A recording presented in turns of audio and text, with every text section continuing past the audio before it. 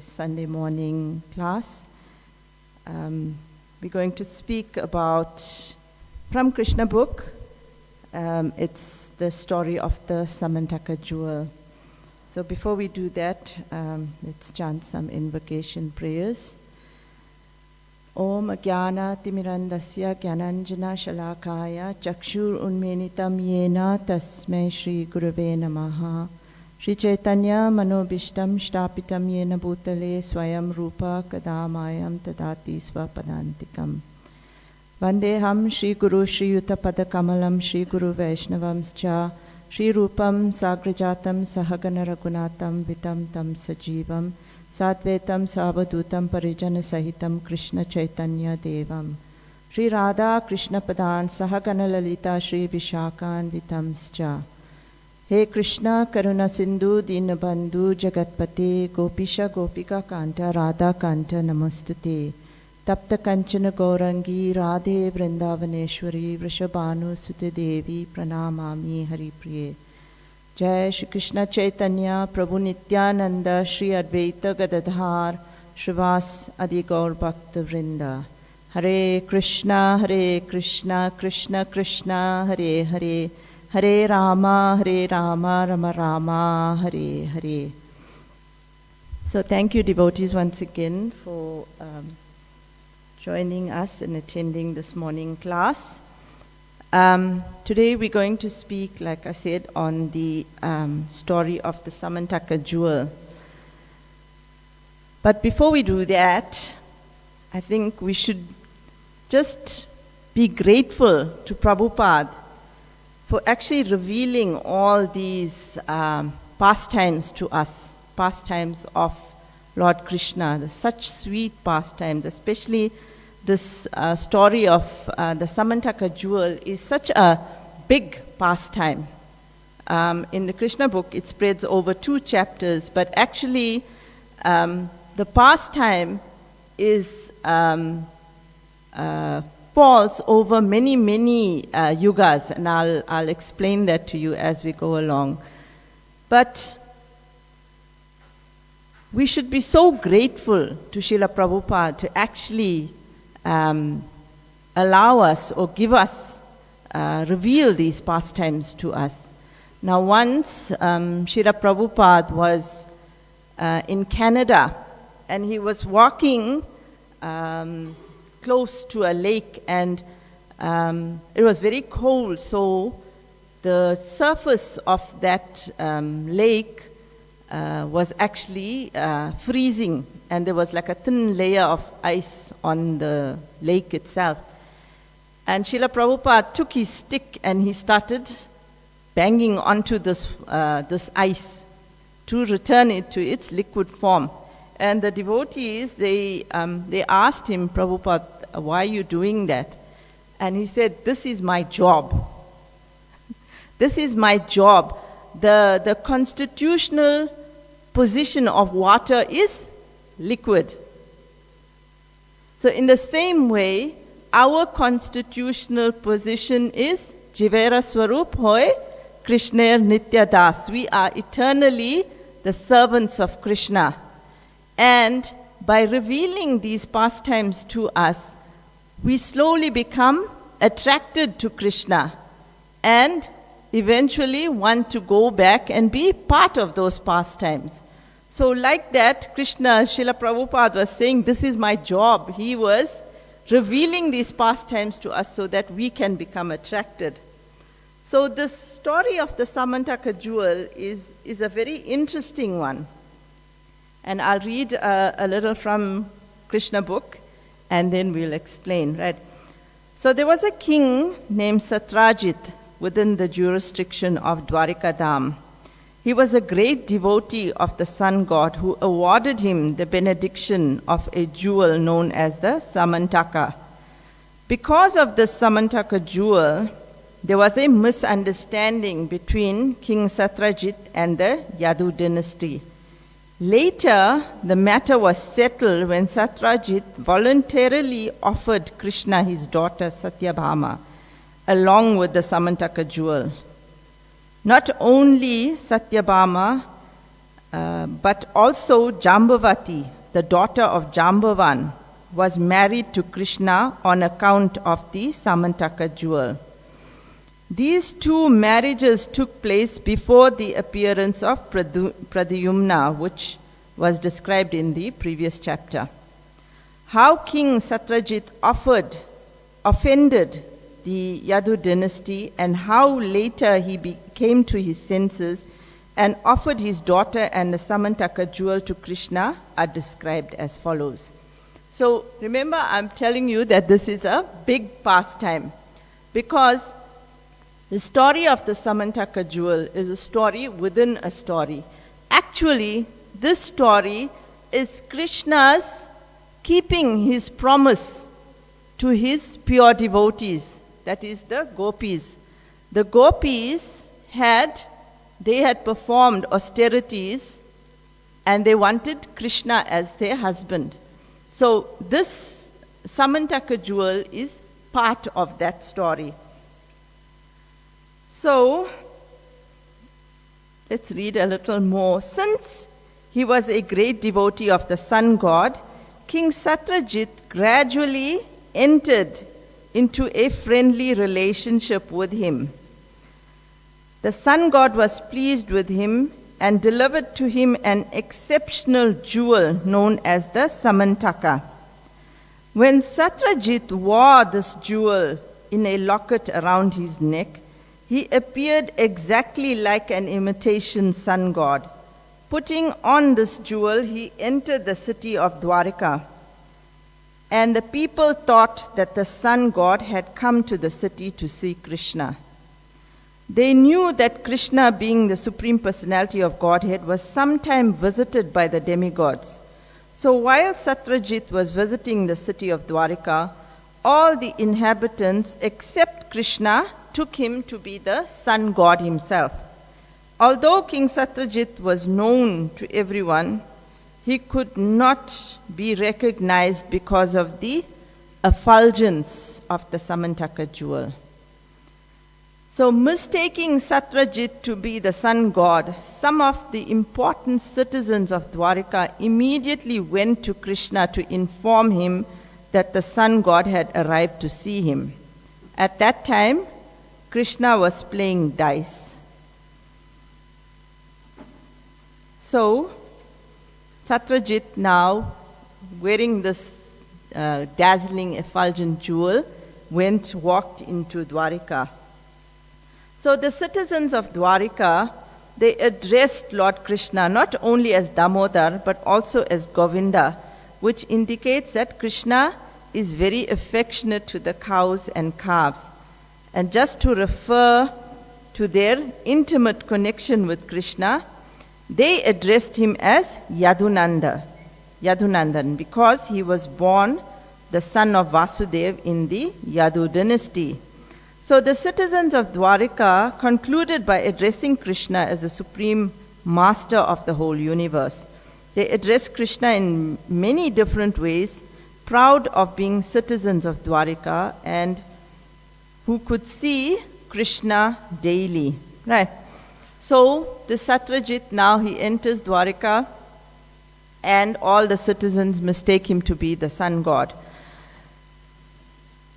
But Krishna, he understood the Satyajit, he understood who Satyajit was.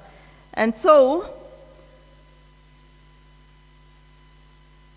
he could also understand that Satyajit was very proud of this jewel that he was displaying. So when Satyajit was visiting the city of Dwarika, the citizens felt great pride to think that although Krishna was living in Dwarika like an ordinary human being, the demigods were coming to see him.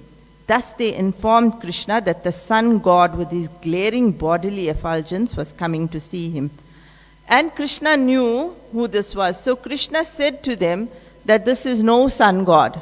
This is Satyajit, and he has got this Samantaka jewel that he is displaying.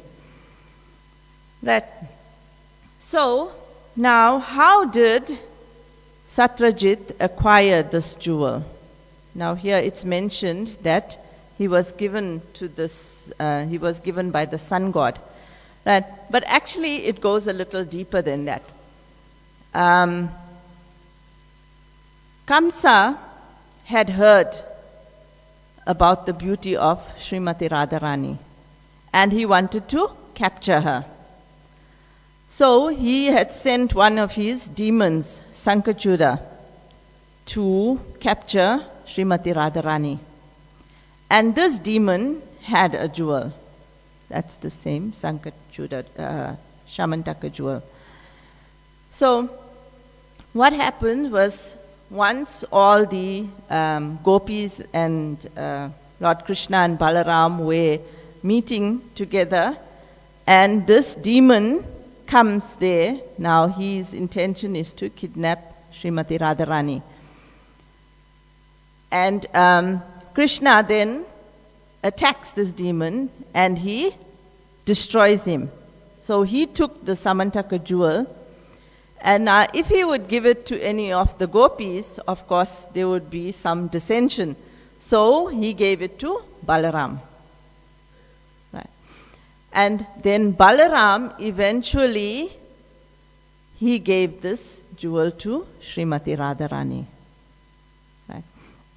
So when Krishna and Balaram left Vrindavan to go to Mathura, of course all the gopis at that time, they were plunged into despair.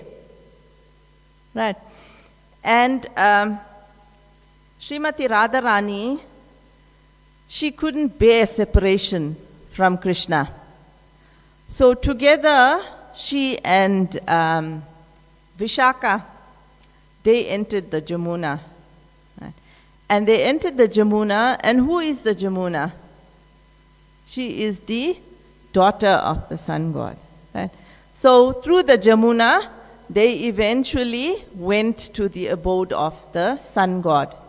And Srimati Radharani, when she entered that abode, she had nothing to give the sun god, so she gave him this Samantaka jewel. Right? And this now, Satyajit was a devotee of the sun god. So the sun god, being pleased with Satyajit now, so he offered this jewel, the Samantaka jewel, to Satyajit, and he offered his pure devotee as well, that is Srimati Radharani. Now you know in Vrindavan, Srimati Radharani is also a devotee of the sun god. She's always praying to the sun god. She goes to the temple, and there's so many pastimes of Lord Krishna meeting Srimati Radharani in Vrindavan, using the sun, worship of the sun as an excuse. So like that, Srimati Radharani was a devotee of the sun god, and when the sun god, he gave Satyajit this Samantaka jewel, then he also handed over his pure devotee, which is Srimati Radharani. And she now then was the daughter of Satyajit, known as Satyabhama. Right. So, coming back to the Samantaka jewel, now the pastime. So Satyajit, however, he had not come to see Krishna in Dwarika. Right. He is flaunting this Samantaka jewel, right? So he instead, being overwhelmed by the Samantaka jewel, he installed the jewel in the temple worshipped by Brahmins. He engaged for this purpose. So he lived in close to Dwarika, so he built a temple, he installed the Samantaka jewel, and he got Brahmins to worship this jewel. So the Samantaka jewel itself now, it was so powerful that daily it produced a large quantity of gold. Now, a quantity of gold is counted by a measure called bara. According to the Vedic formulas, 1 bara is equal to about 21 pounds, and 1 mound equals to 82 pounds. So the jewel was producing about 170 pounds of gold a day. Now 170 pounds, you're looking at about 80 kilograms of gold a day. Right? So besides that, it is learned from Vedic literature that in whatever part of the world just this jewel is worshipped, there is no possibility of famine, and wherever the jewel was present, there was no possibility of anything inauspicious, such as pestilence. So, wherever the jewel was present, there was no inauspiciousness. Right? So, Lord Krishna,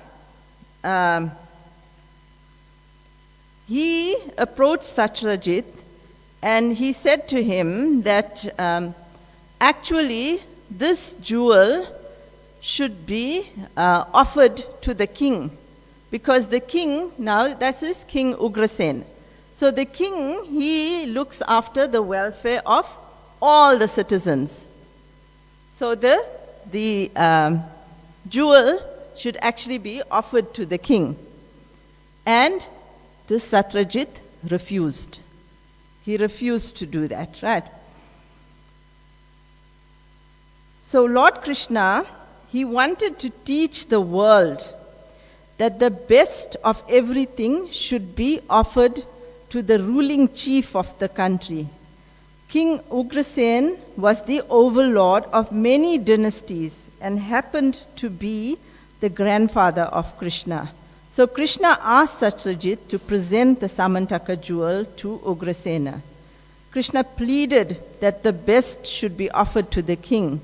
But Satyajit, being a worshipper of the demigods, he had become too materialistic, and instead of accepting the request of Krishna, thought it was wiser to worship the jewel and get the 170 pounds of gold every day himself. So this now is the thinking of a materialistic person. So after this incident, Satyajit's younger brother, in order to display the opulence of the family, he took the jewel, put it on his neck, and rode on horseback into the forest, making a show of material opulence. So while Satyajit's brother, who was known as Prashena, was moving here and there in the forest, a big lion attacked him, killed him and his horse on which he was riding, and then took away the jewel to the cave. So news of this was received by the gorilla king Jambavan, right, who then killed the lion in the cave and took away this jewel. So now enter, from Satyajit and his brother Prasena, now enter another huge personality, Jambavan. So Jambavan, many of you might remember, he is also present in Ram Leela. In Ram Leela, he actually was instrumental in finding Mother Sita. He, when all the monkey soldiers had assembled, they learned that Mother Sita was captured and in the island of Lanka, and they all assembled on the shores of the ocean and wondering how to get across to Lanka. And one monkey said, I can jump 10 yojanas, another said, I can jump 20, another said, I can jump 50, like that. One said, I can jump and I can go, but there's no guarantee that I'll be able to come back. So all these monkey soldiers were offering, their abilities. And then Hanuman was, quietly sitting aside. And Jambavan, he actually, helped Hanuman realize his abilities. He started singing the praises of Hanuman, and he helped him realize his abilities. So in this way, he was instrumental in helping locate and rescue Mother Sita. But the story of Jambavan goes a lot further than that. Jambavan was actually born from the yawning of Lord Brahma. This is during creation, right? And his name, he actually got the name Jambavan, Jambu meaning yawn, right? So when Brahma yawned during creation, this personality came out of his mouth, and he was known as Jambavan. And he had got this benediction that whenever, for one yuga, for one Divya Yuga, whenever the Lord performs his pastimes, he will be present. So, in Satya Yuga, when the Lord appeared as Vamanadev, Jambavan at that time, when the Lord, remember he asked for this benediction of 3 steps of land from Maharaj Bali, and when he took his first step, he expanded until he reached the bottom of the universe. The next step, he expanded until he reached the top of the universe, right?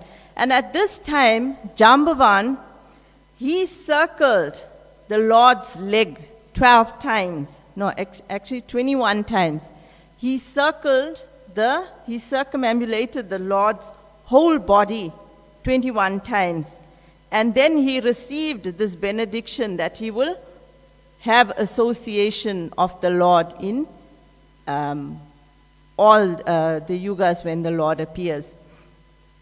So actually, there's Parshuram, Hanuman, and Jambavan. It is said in our scriptures that they are all existing till the end of this Kali Yuga. Now, coming back to the Samantaka jewel, at that time, Jambavan was 6 Manavantras old. Now, how old is 6 Manavantras? 1 Manavantra is equal to 7 Divya Yugas. And 7 Divya Yugas is made up of, or 1 Divya Yuga, 1 Manavantra is made up of 71 Divya Yugas. And 1 Divya Yuga is made up of the 4 different yugas. Kali Yuga is 432,000 years.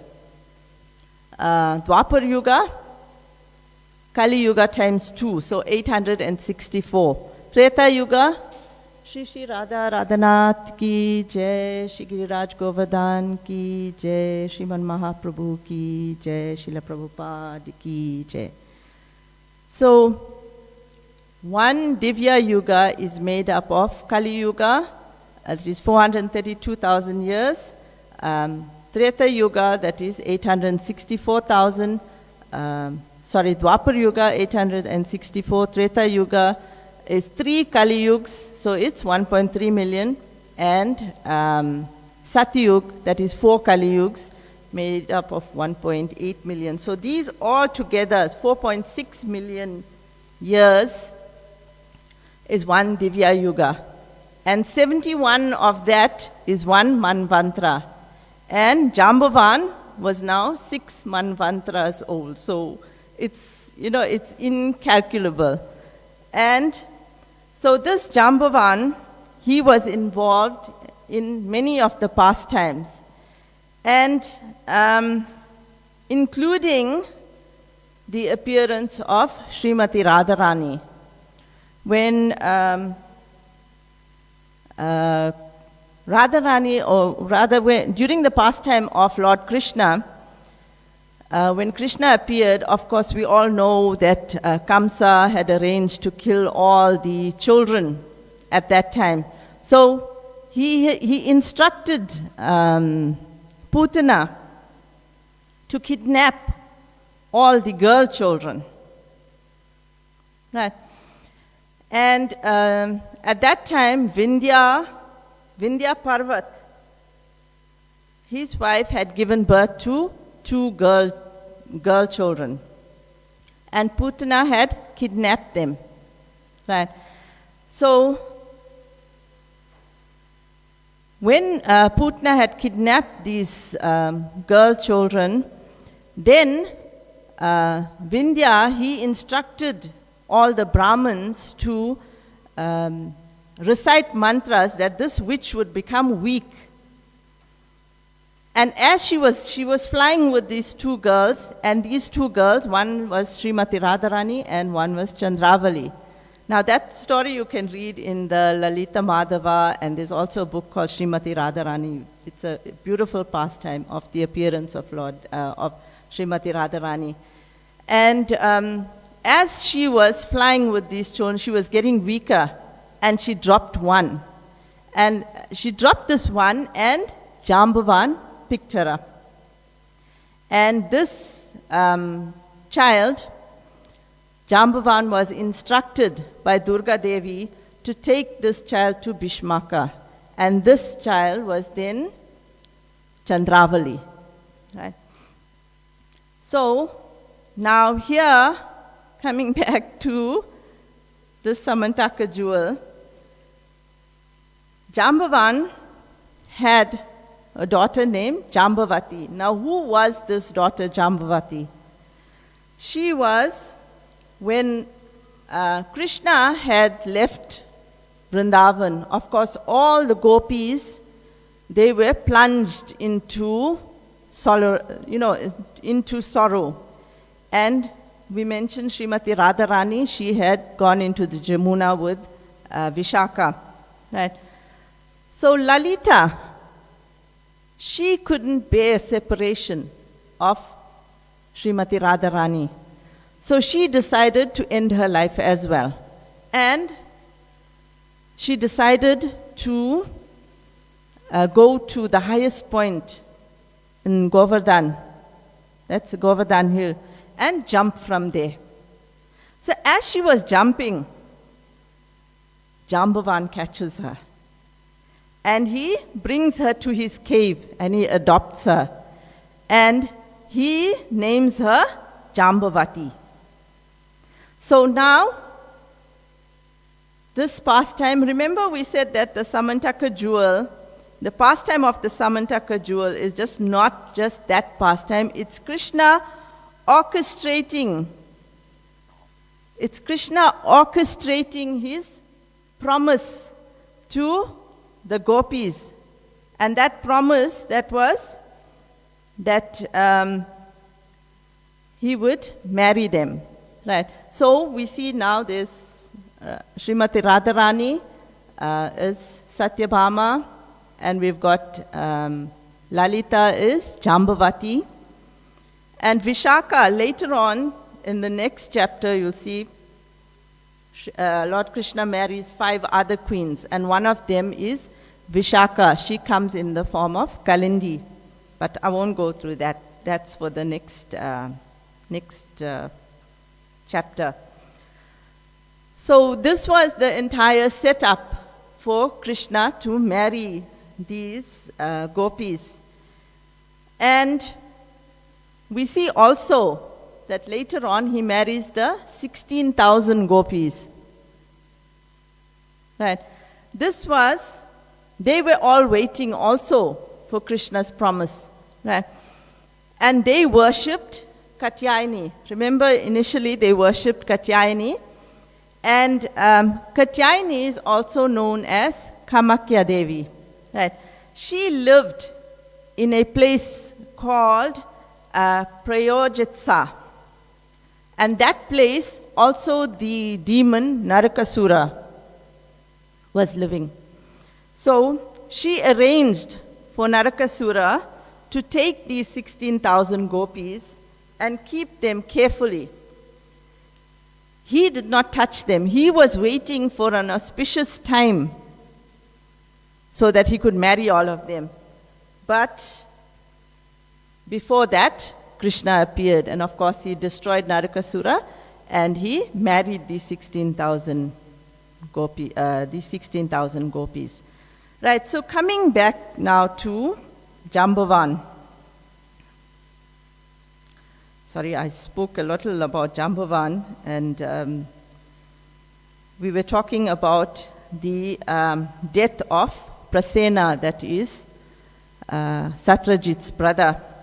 So now Satyajit, when he learned about the death of his brother, he created this false rumor that Krishna, because he hadn't given him the jewel, Krishna had killed his brother for the jewel.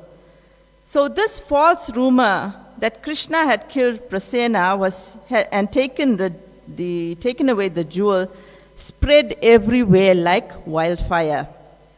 And Krishna did not like to be defamed in that way, and therefore he decided that he would go to the forest and find this Samantaka jewel.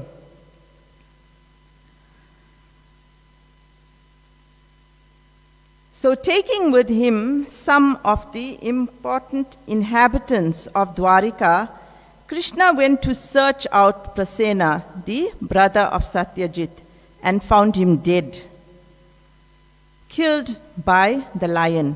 At that time, Krishna also found the lion killed by Jambavan, who is generally called Raksh. It was found that the lion had been killed by the hand of Raksha without any assistance of any weapons. Krishna and the citizens of Dwarika then found in the forest a great tunnel said to be the part of Raksha's house. Krishna knew that the inhabitants of Dwarika would be afraid to enter the tunnel, therefore he asked them to remain outside, and he entered the dark tunnel alone to find Raksha. After entering the tunnel, Krishna saw the jewel known as the Shamantaka had been given to the son of Raksha as a toy. To take the jewel from the child, Krishna approached and stood before him.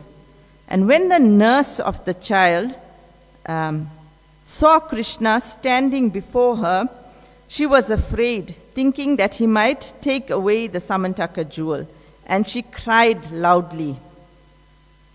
So at that time, when she cried loudly, then Jambavan appeared. Right. Not recognizing his master, Jambavan challenged him to fight. There was a great fight between Krishna and Jambavan, in which they fought like two opposing vultures. So they fought for 28 days.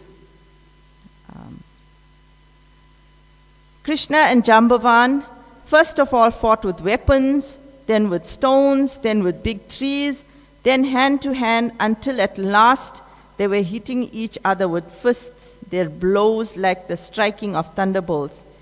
Each expected victory over the other, but the fighting continued for 28 days, both in daytime and nighttime. So this fighting was very, very intense, unlike like the Battle of Kurukshetra or other battles where you fight during the day and at nighttime you rest. This continued for 28 days. Right? And although Jambavan was the strongest living entity at that time, practically all the joints of his bodily limbs became slackened and his strength reduced practically to nil, for he was struck constantly by the fists of Sri Krishna. And at that time, he realized who Krishna was. Right? So Jambavan actually surrendered to Krishna because he understood that this could only be my Lord, and he's come in another form. Now remember, Jambavan had worshipped, or his Ishtadev was Lord Ram.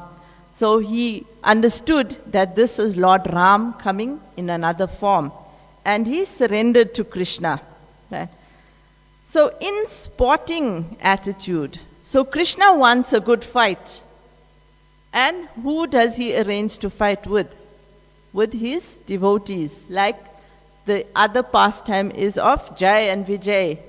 When the Lord wanted a fight, he arranged this huge pastime so that Jai and Vijay could come down to the material world and satisfy the Lord's pastime, or chivalry pastime.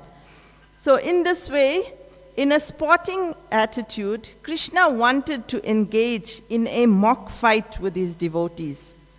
As we have experienced from the pages of Srimad Bhagavatam, the Supreme Personality of Godhead has all propensities and instincts of a human being.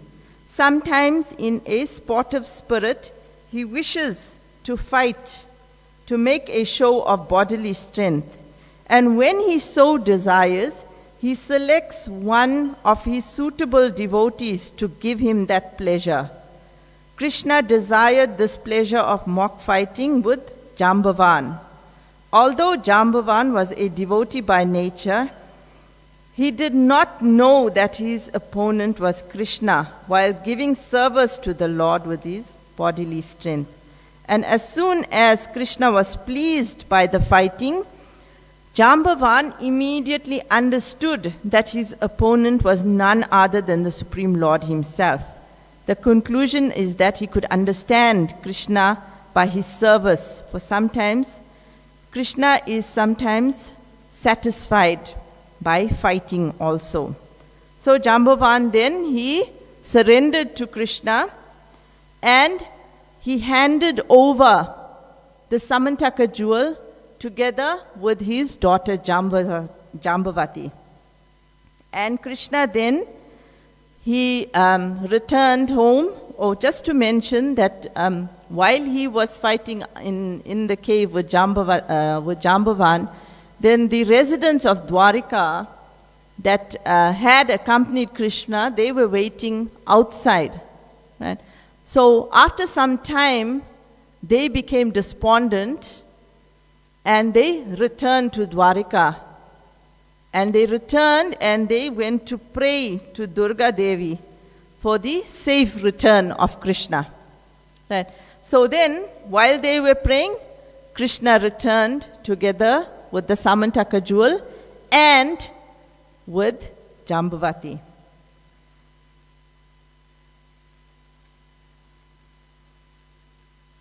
So, when Krishna returned, he decided then to go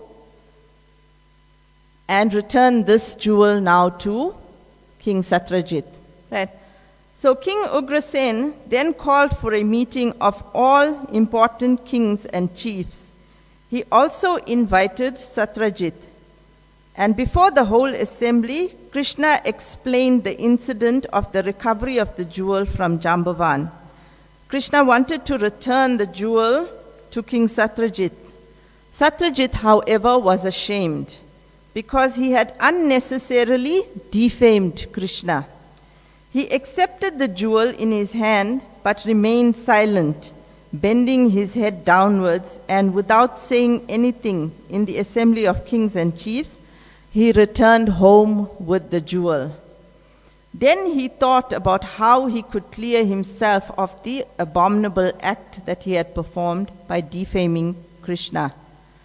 He was conscious that he had offended Krishna very grievously and that he wanted to find a remedial measure so that Krishna would again be pleased with him.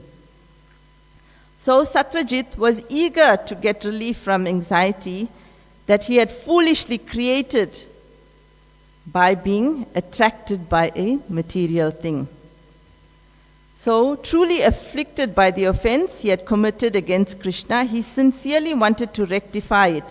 And from within, Krishna gave him the good intelligence, and Satrajit decided to hand over to Krishna both the jewel and his beautiful daughter Satyabhama. So there was no alternative for mitigating the situation, and therefore he arranged the marriage ceremony of Krishna and his daughter, and he gave in charity both the jewel and his daughter to the Supreme Personality of Godhead.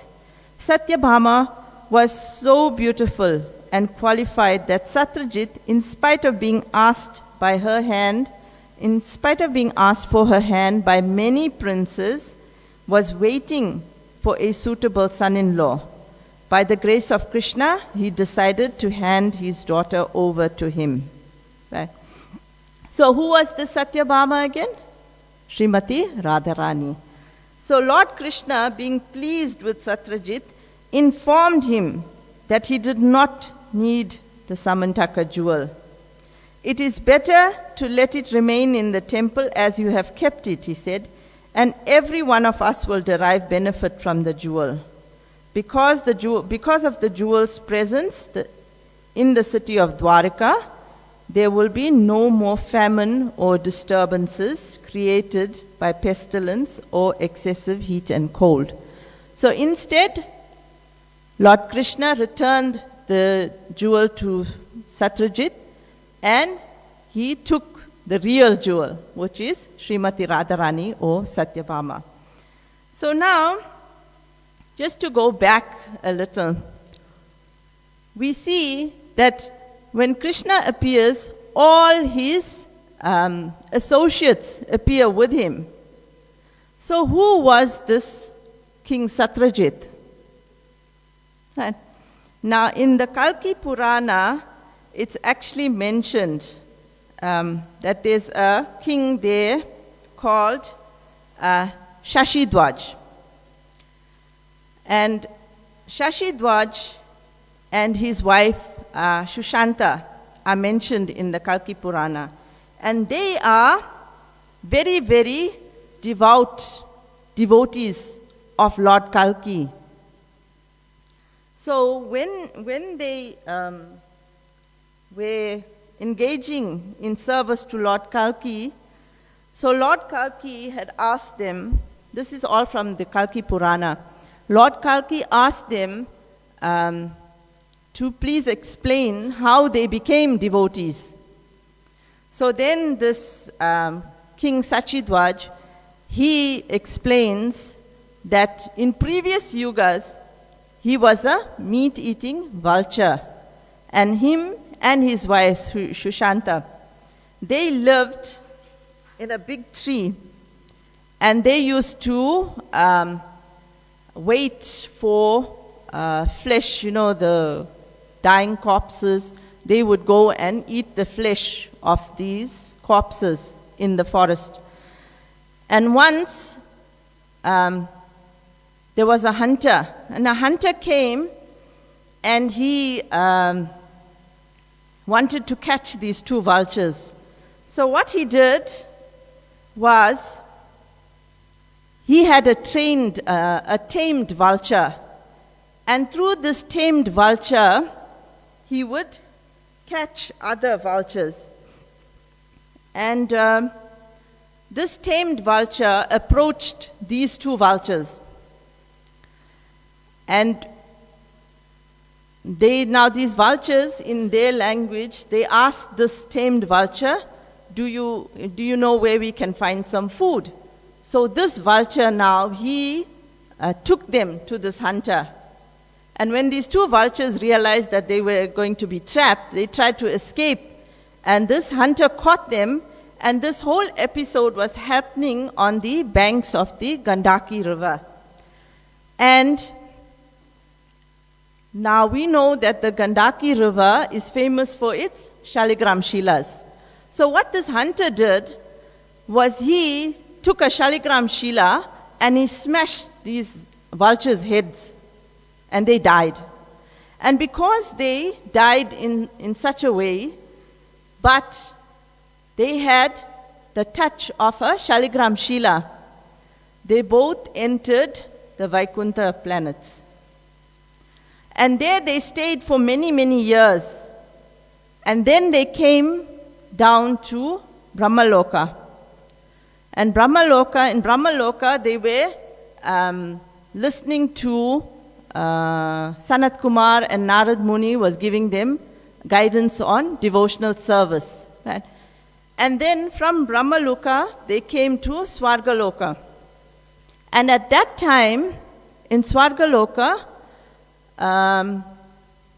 there's this pastime now of the appearance of Lord Krishna, where all the demigods had went to Svetadvip and they were praying with Brahma for the appearance of the Lord. And then the Lord, he spoke to Lord Brahma and he said, all the demigods should take birth in the Yadu dynasty because very soon he is going to appear. So these two vultures, now devotees, were amongst the demigods that went to Brahmaloka, to Swargaloka, and then with Brahma they went to Svetadvip. So that's how these two also took birth in the Yadu dynasty and became Satyajit and his wife. So you see how this is such a big pastime, and all for the arrangement that Krishna made to marry the 16,108 gopis. So, but Satyajit, because he had offended Krishna by spreading this rumor that Krishna had killed his brother, because of that offense, he did not go back to the spiritual world when Krishna took all his associates back. When he left this planet, he took all his associates back. These two, Satyajit and his wife, did not. They remain until Kalki's pastimes. So now we understand from that is that devotees are always taking part in Krishna's pastimes, and they are always associating with Krishna in one or many of his appearances within this planet. And from the nectar of devotion, we also understand that one cannot take up devotional service unless one has previously engaged in devotional service. So, devotional service is a lifetime process. So all of us here, we have already engaged in devotional service in previous lifetimes and now have continued to take up this process. So also Satyajit in Gaur Leela, he came as Sanatan Mishra. So they continue to appear when the Lord appears. So from this huge pastime, what are the lessons that we learn? The first thing is we should guard against lust and greed. Right? Here, Krishna is showing that even a great devotee who's spent many yugas serving Krishna, when he becomes overcome by lust and greed, he can lose all his devotion. So we have to be very careful against lust and greed. Also, everything should be offered to the Lord. Remember, Krishna had asked Satyajit to offer that jewel to the king, and he refused. Now, our king is Radhanath, right? He doesn't need anything. Everything that we offer to him, he gives it back to us. But we should offer everything that we have to the Lord. Right?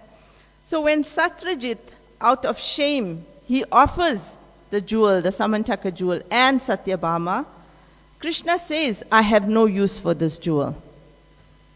And he takes the real jewel, which is Srimati Radharani. So in the same way, whatever we have, we offer it to Krishna. And Krishna gives it back to us as prasad. Right? So the third and the most important one is gossip. We should guard against gossip. Here we see that even Krishna wasn't spared from gossip. And it's so offensive that at that time, Satyajit couldn't go back to the spiritual world. So for us, we have to be very careful not to engage in any kind of gossip, right?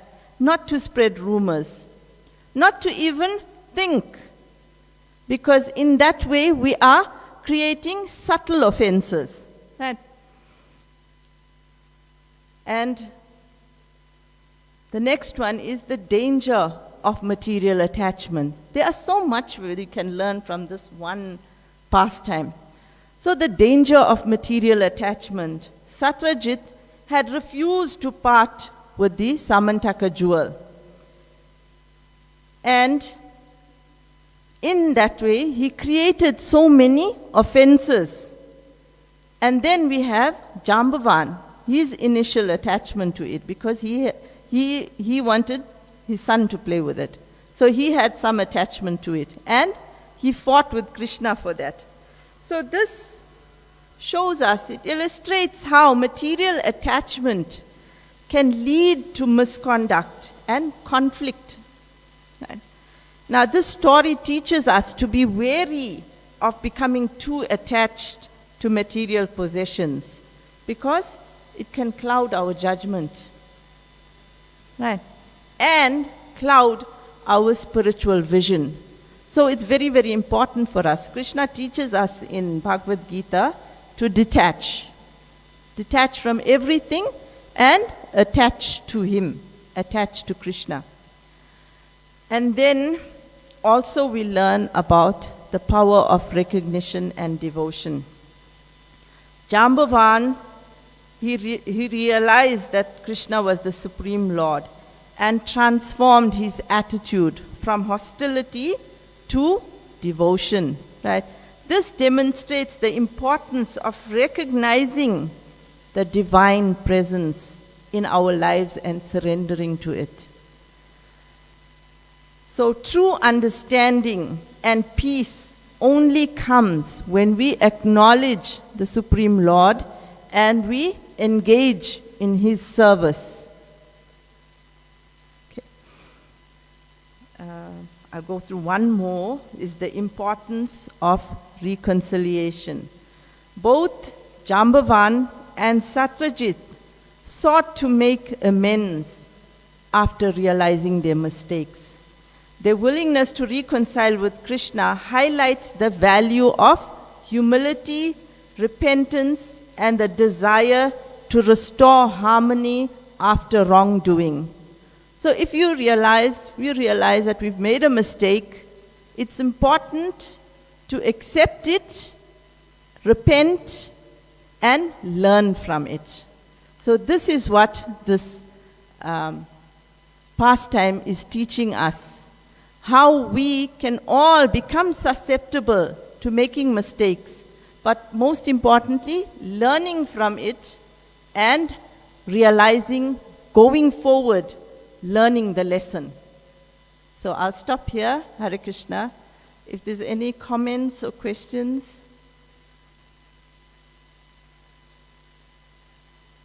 We'll stop here. Sorry, Prabhu, you want to say something?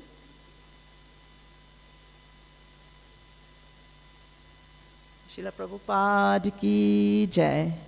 Panchakalpa tarubhyascha kripa sindhu bevacha patitanam pavanebhyo Vaishnavebhyo namo namaha. Hare Krishna.